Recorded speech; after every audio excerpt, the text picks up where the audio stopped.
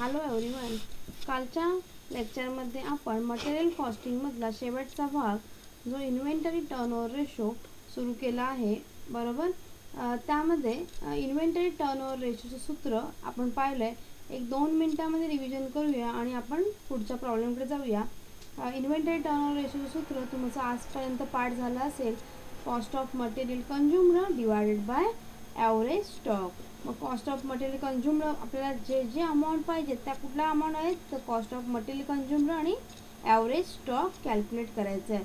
मग cost of material consumed is equal to opening stock plus purchases less closing stock.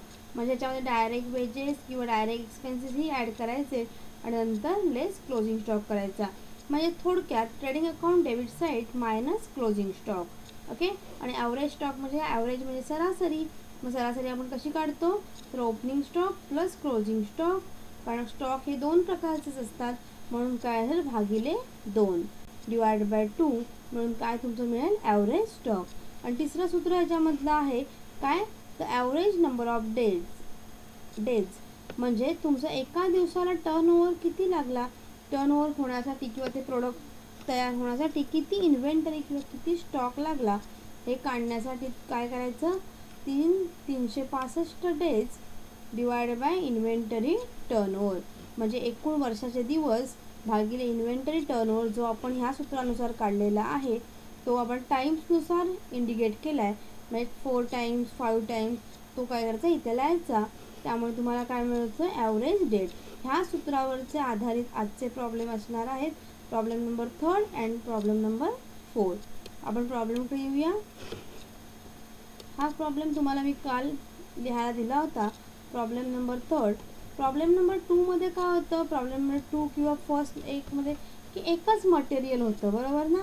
एका मटेरियलचं gross cells किती आहे, opening stock किती आहे, क्लोजिंग स्टॉक किती आहे हे तुम्हाला दिलं होतं आणि तुम्ही काय काढला होता इन्व्हेंटरी टर्नओव्हर रेशो कॅल्क्युलेट केला होता. आता थोडीशी पुढची पायरी आपण सुरू करणार आहोत प्रॉब्लेम नंबर 3मध्ये. तर त्याच्या प्रॉब्लेम नंबर 3मध्ये काय दिले बघा रे 2 मटेरियल दिलेत. म्हणजे एकाच वेळी 2 मटेरियलचं जर इन्व्हेंटरी टर्नओव्हर रेशो काढायचा असेल तुम्हाला तर तुम्ही काय करायचं तर ह्या प्रॉब्लेममध्ये आपण बघूया. प्रॉब्लेम नंबर 3 प्रॉब्लेम वाचते बघा. The following information related to year 2013-14 काय काय डिटेल्स दिलेत तुम्हाला. ओपनिंग स्टॉक 2 कॉलम आहेत material first and material second. 2 मटेरियलसाठी लागणारं ओपनिंग स्टॉक किती आहे फर्स्टसाठी 5 लाख अँड सेकंडसाठी आहे 20 लाख. क्लोजिंग स्टॉक किती आहे 3 लाख आणि 16 लाख. आणि नेट परचेसेस आहे 42 लाख अँड 50 लाख. ओके. मग काय कॅल्क्युलेट करायला सांगितलं आहे calculate the material turnover ratio regarding each of this material and expenses in number of days the average inventory held. बरोबर. म्हणजे तुम्हाला पहिला मटेरियल टर्नओव्हर रेशो काढायचा आहे आणि त्यानंतर the number of days the average inventory held. He number of days काढायचे आहेत, एकूण इन्व्हेंटरी किती लागली ह्यासाठी. बरोबर. आता 2 मटेरियल जेव्हा एकत्रित आपल्याला टर्नओव्हर रेशो काढायचा असतो तेव्हा ह्या पद्धतीने आखून घ्यायचं. प्रॉब्लेम वरती तुम्ही लिहून घेतला असाल आधी व्यवस्थित आखून घ्या. वरती लिहा calculation of material turnover ratio. 3 column आखा particulars material 1 and material second.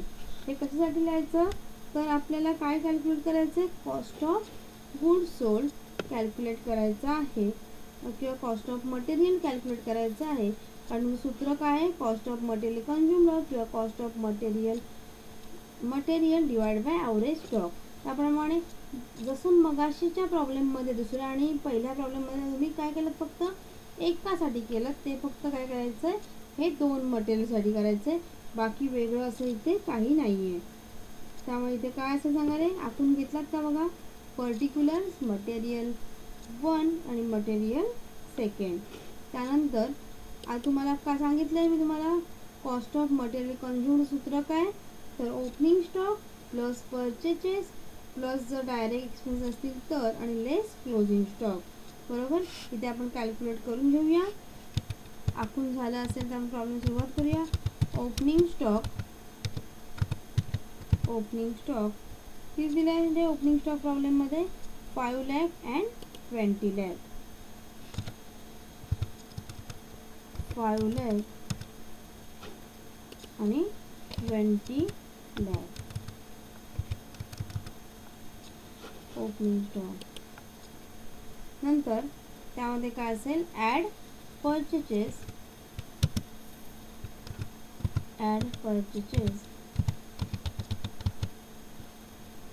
किती आहे परचेसेस रे, दिले बघा. Net purchases 42 lakh and 50 lakh. 42 lakh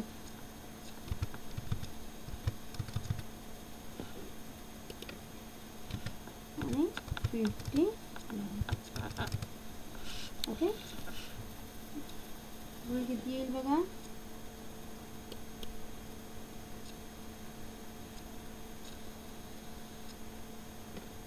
total किती येईल, 47 लाख.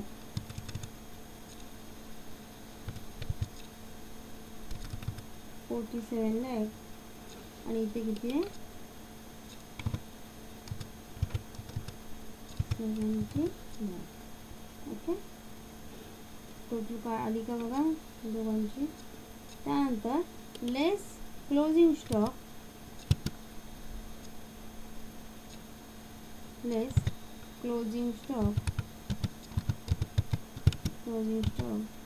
पर मग अशा प्रॉब्लेममध्ये आपण काय करतो, हॉरिझॉन्टली एकदाच लेस होतो कारण त्याच्यावर एकच मटेरियल होतं.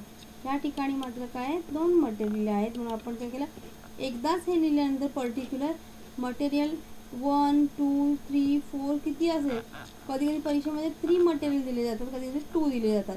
त्या काय करायचं, एकदाच आखून घ्यायचं आणि ज्या प्रमाणात मटेरियल असेल त्या प्रमाणात काय असेल, हे कॉलम फक्त वाढवायचे.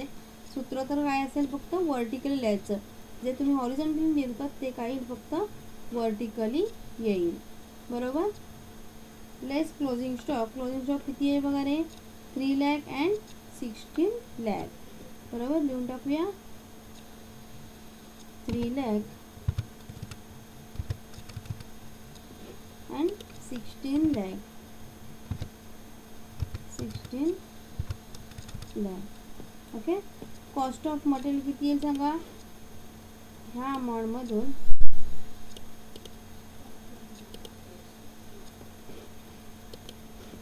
47 लाख मधून, म्हणजे ओपनिंग स्टॉक प्लस परचेजेस किती आलं, 47 लाख. लेस क्लोजिंग स्टॉक केलं तर किती मिळेल तुम्हाला, 44 लाख. 44 लाख अँड 70 लाख अँड 16 लाख किती येईल, 54 लाख. वजाबाकी करून बघा, नंतर तुमच्या लक्षात येईल. ओके, इथपर्यंत समजलं. काय मिळालं तुम्हाला, कॉस्ट ऑफ मटेरियल. लिहून टाका, मी विसरले बघा. Cost of material.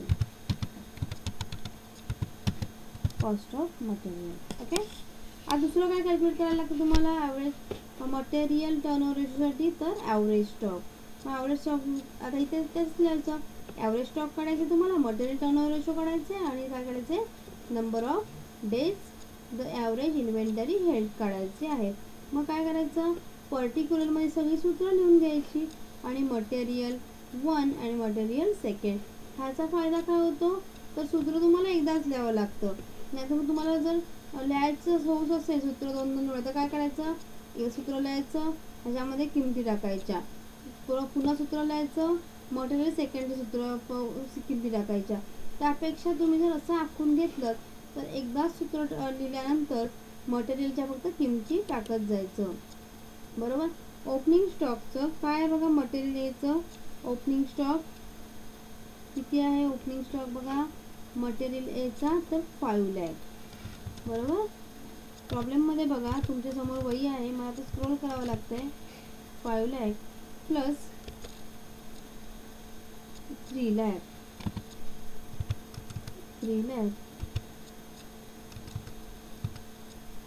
Divide by 2,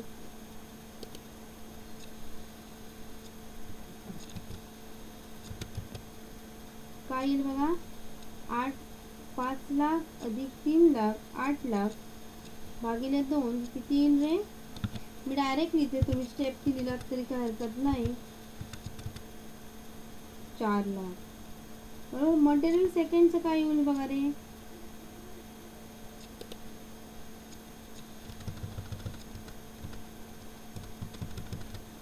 opening stock किती आहे?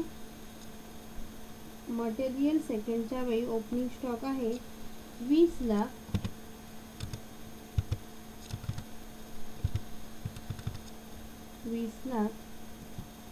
प्लस 16 लाख.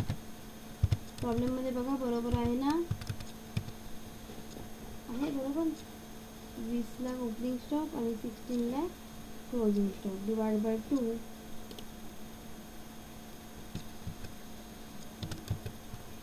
किती येईल बघा रे? 20 लाख आणि 16 किती होईल? 24. 18 लाख येईल. 24 लाख भागिले 2 36 लाख, सॉरी 36 लाख भागिले 2 18 लाख येते का बघा कॅल्सीवरती?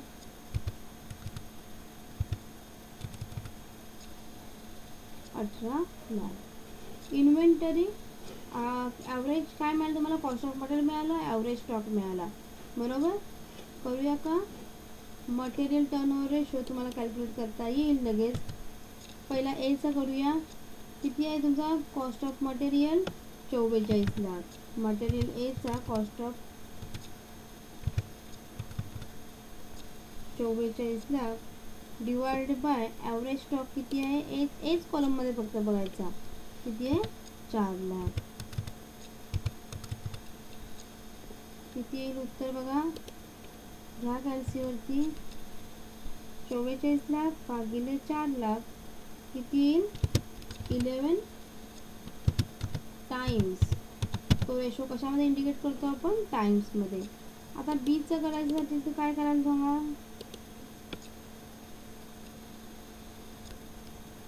54 lakh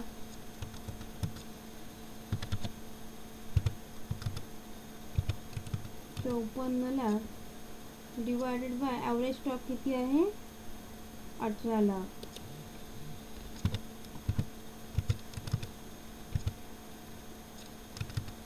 18 lakh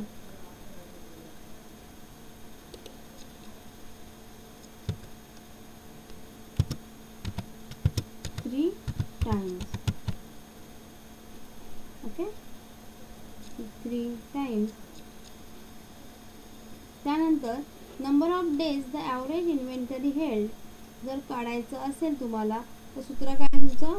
365 divide by turnover ratio. 365 divide by turnover ratio. Material एचा टर्नओव्हर रेशो तुमचा किती आला आहे?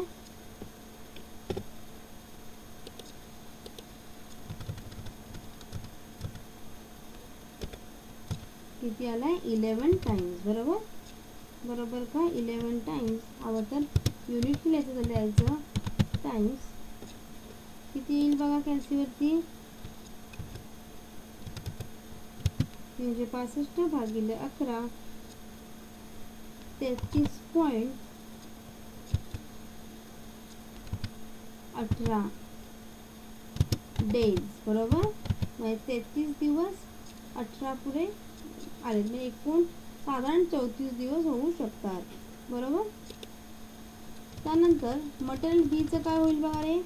किती आलं तुमचा? 365 भागिले टर्नओव्हर रेशो किती आलाय? 3. बरोबर. किती येईल बघा? 3 टाइम्स. बरोबर. टाइम्स लिहायला नव्हता कारण ते डेज पण होऊ शकतं. बरोबर. मग 3 टाइम्स. किती येईल सांगा रे? आपल्याला नंबर ऑफ डेज काढायचे, त्यामुळे काय होईल? 365 भागिले 3 केला तर किती होईल? 121 पॉईंट. भागाकार केला की तुम्हाला लक्षात येईल. मी भागाकार करून सांगू तुम्हाला. Days 321.67 days. ओके. ह्याच पद्धतीने हा प्रॉब्लेम सोडवायचा जेव्हा 2 मटेरियल असेल तेव्हा. पुढच्या भागामध्ये हा लेक्चर तुमचा झाला ए पार्ट, त्यामध्ये 3रा नंबरचा प्रॉब्लेम आपण सॉल्व केला. आय होप तुम्हाला समजलं असेल. पुढच्या बी पार्टमध्ये काही वेळानंतर प्रॉब्लेम नंबर 4 आपण सॉल्व करूया. Okay, thank you.